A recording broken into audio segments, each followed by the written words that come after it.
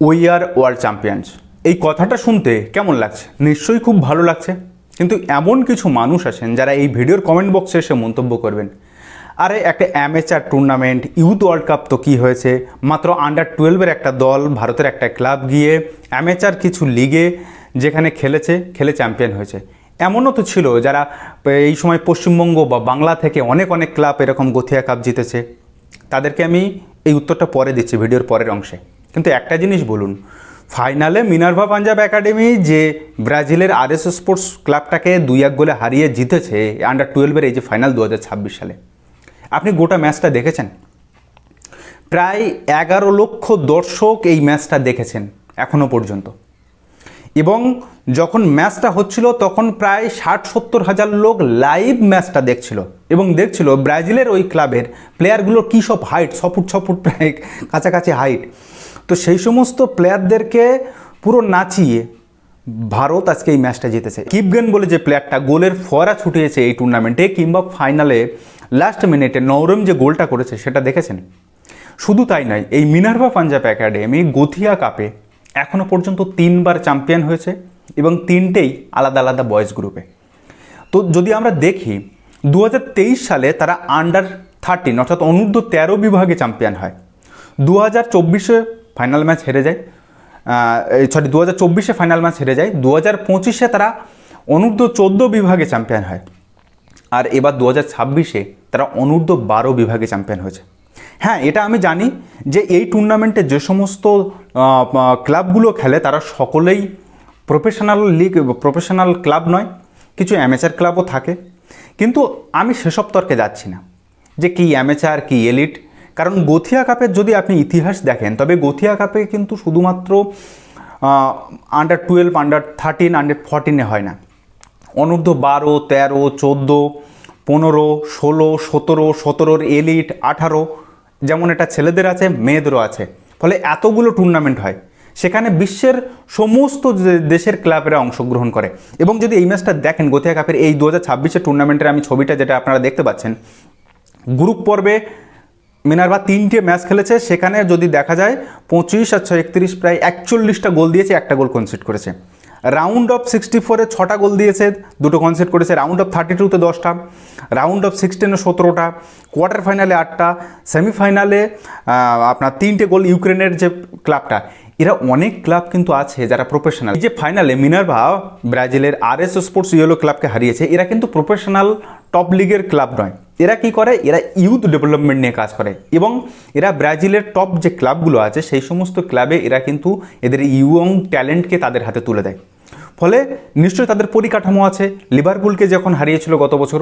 তো এই যে জিনিসগুলো আপনারা দেখছেন, একটা লোক, আমি মানছি যে হ্যাঁ রঞ্জিত বাজাজের যে কাজকর্ম আছে তার মধ্যে অনেক সন্দেহ বা অনেক কিছু আছে বলে আপনার মনে হচ্ছে, কিন্তু একটা জিনিস বলুন, যে লোকটা সোশ্যাল মিডিয়াতে এতটা হাইপ ক্রিয়েট করতে পেরেছে, হোক সে অ্যামেচার লিগ হোক যাই হোক, সেটা আপনাদেরকে বললাম যে কী লিগ হয়, আপনারা এছাড়া ইন্টারনেট ঘেঁটে দেখতে পারবেন। তো এইখানে সেই লোকটা হাইপ তৈরি করেছে এবং ফাইনাল ম্যাচে যদি আপনি গ্যালারিতে দেখেন এত ভারতীয় দর্শককে টেনে এনেছে এবং সেখানে ভারতীয় এই বাচ্চা বাচ্চা ছেলেরা, 12 বছরও এখনও এদের কারোর বয়স হয়নি, তো এই 10-11 বছরের ছেলেগুলো যে ফুটবলটা খেলেছে, তারপরে কি আমি কোথাও গিয়ে মনে হয় না যে এই প্লেয়ারগুলো দুর্দান্ত ট্যালেন্ট আছে, যারা লিভারপুলের একাডেমিকে হারিয়েছে এর আগেও, যে 24, 23, 24, 25 সালে আমরা দেখেছি। আমি ডানা কাপ, হেলসিঙ্কি কাপের কথা তো ছেড়েই দিচ্ছি, শুধু গথিয়া কাপের কথাটাই আলোচনা করছি। এবার এই গথিয়া কাপ সম্পর্কে একটি ভ্রান্ত বা ভুল তথ্য আপনাদের সামনে ঘুরে বেড়াচ্ছে, আপনারা অনেকেই দেখছেন, সেটা সম্পর্কে একটু ক্লিয়ার করে দিই।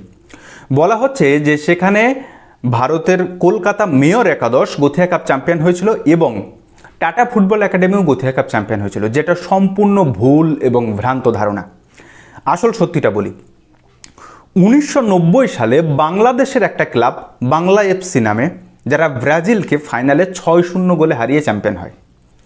অন্যদিকে 1996 সাল নাগাদ ইস্টবেঙ্গলের যুব দল, তারা কিন্তু ফাইনালে সুইডেনের একটা ক্লাবের কাছে 5-4 গোলে হেরে পরাস্ত হয়, যে দলের কোচ ছিলেন ইস্টবেঙ্গল তথা ভারতের লেজেন্ডারি ফুটবলার তুলসীদাস বলরাম।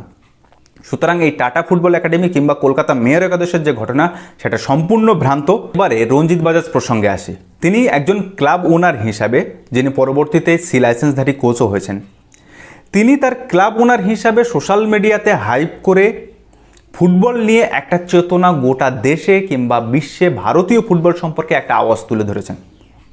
এখন তিনি কিভাবে ফান্ড অ্যারেঞ্জ করেছেন? তার স্ত্রীর গয়না বন্ধক দিয়েছেন, নাকি কারুর থেকে ক্রাউড ফান্ডিং করেছেন, নাকি তার কাছে কোনো ইনভেস্টার এসছে, সেটা সম্পূর্ণ তার ক্রেডিবিলিটি, তার উপরে ডিপেন্ড করে সে কিন্তু টানা 4টে বছর 23, 24, 25, 26 4টে বছর গথিয়া কাপ, যেটাকে ইউথ ওয়ার্ল্ড কাপ বলা হয়, সেটা খেলতে যাচ্ছেন, ভারতীয় ফুটবলকে এক্সপোজারটা দিচ্ছেন।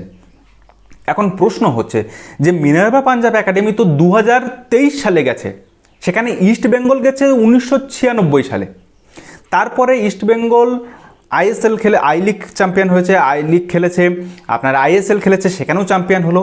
এবং আইএসএলে বর্তমানে এমন একটা ক্লাব আছে যারা এরপরে গেছে ওখানটায়, তাদের ইউথ দলটাকে নিয়ে কেউ যায়নি। গেছে কে না? রঞ্জিত বাজাজ।